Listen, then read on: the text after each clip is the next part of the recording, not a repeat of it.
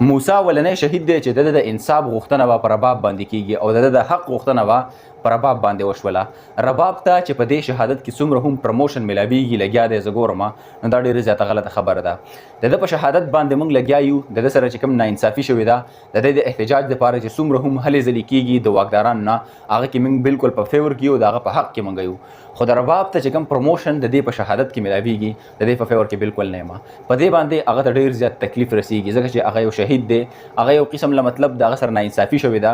خو اوس د په شهادت کې چې کوم دا پروموشن رباب ته ملاو شوی دی چیرې د رباب په وجه باندې د سره څه شوي بالکل ټیک ده د رباب د وجه دا فساد شروع شوی د رباب د وجه دغه ټوله مسله جوړه شوه که په منځ کې چېرته کې دا رباب نه وی نو د موسی دا خبره به نه کېدلې موسی به اوس ټیک ټاک وي. مطلب د خبرې دا دی چې مطلب ټیک د رباب که تاسو د یو کلچر سره تړئ که تاسو د یو هر څه سره تړئ په دې ځینې خلکو باندې به زما د خبرې ټیک نه لګي بدې به لګي خو چې څه خبره حقیقت دی او څه خبره ټیک ده نو هغه به زه کومه. د موسی د حق غوښتنه وکړئ موسی ته انصاف ورکړئ د هغې دپاره موږ ټول اواز په شریکه باندې بوچتو هغه سره بالکل ناانصافي شوې ده.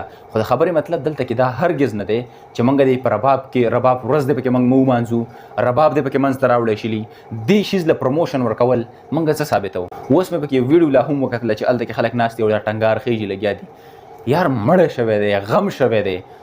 تاسو نه د عقل او د شعور مطلب لکه دا څنګه چل وشو. زه خو دې خبرې ته بالکل زما د ذهن نه رالي چې مطلب رباب ته پکې پروموشن ملاویږي. په دې خبرو باندې زه ډېر زیات کمپلیکیشنز نه کریټ کول غواړم او دې باندې زه ډېر ټاپک نه ځکه چې ما سره دومره خاص علم نشته دی ډېرې خبرې نه کومه.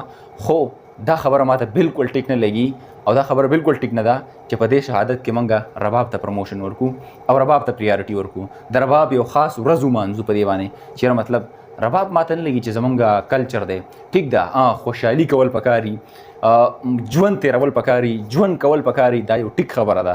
موږ هم غواړو داسې چې مطلب خوشحالي وشي ژوند سړی تیر کړي خو مطلب په داسې موقعو باندې به سپیشلی دا نه دي کول پکار. مطلب موږ هم ګناهګار یو ډنګ ټکور هر سړی خوښوي صفا خبره کومه موږ هم خوښو خو دا ده چې بیخي دا داسې خاص موقع ده چې مړی شوی دی غم شوی دی او په دې باندې هغه ته څومره تکلیف ملاویږي نو دا تاسو په خپله باندې دې اندازه وکړئ. بهرحال ډېر زیات عجیبه غونډه کې یو سچویشن دی د موسی د انصاف دپاره په دې یونیورسټۍ کې تاسو څه کول غواړئ یا مطلب دا کومو کسانو سپیشلی چې کوم د دې کسانو د وجې دا مسله را جوړه شوې ده د هغې سره تاسو څه کول غواړئ هغوی سسپینډ کړي دي وختي طور دپاره. بهرحال نور داسې څه کول غواړي د هغې د فیملي سره څه مرسته کول غواړي دا د ټول نه اهمه موضوع ده او دا د ټول نه اهم پوینټ دی. رباب دلته کې مه پروموټ کوئ پلیز. خپله رایه را سره کمنټ کې شامله کړئ انشاءالله ملاویږي نوي ویډیو کې تر هغه مالا کې اجازت د الله په امان.